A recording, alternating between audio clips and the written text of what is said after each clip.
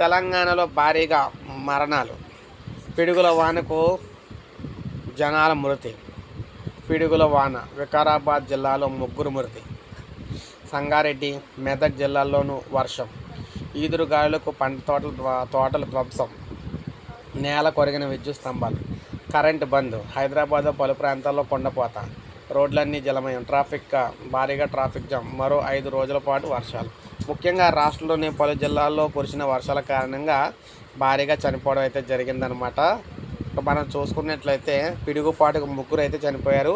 వికారాబాద్ జిల్లాలోని కురిసిన అకాల వర్షం బీభత్సం సృష్టించింది. గాలవాన బీభత్సానికి పలు చోట్ల చెట్లు కూడా నేల కొరిగాయి. కరెంటు స్తంభాలు అయితే నేల కొరిగాయి. పలు చోట్ల విద్యుత్ సరఫరాల అంతరాయం కూడా ఏర్పడింది. అకాల వర్షాలకు పలు పంటలు కూడా దెబ్బతిన్నాయి. పిడుగులు పడటంతో జిల్లాలో పెను విషాదం చోటు చేసుకుంది. భారీ వర్షానికి పిడుగుపడి ముగ్గురు వ్యక్తులు అయితే చనిపోయారనమాట.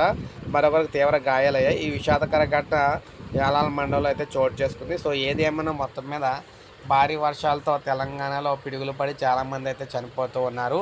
సో ఇది మనకి లేటెస్ట్ అప్డేట్ అనమాట. ఒక లైక్ చేయండి, సబ్స్క్రైబ్ చేసుకోవాలి. మన ఛానల్ సబ్స్క్రైబ్ చేసుకొని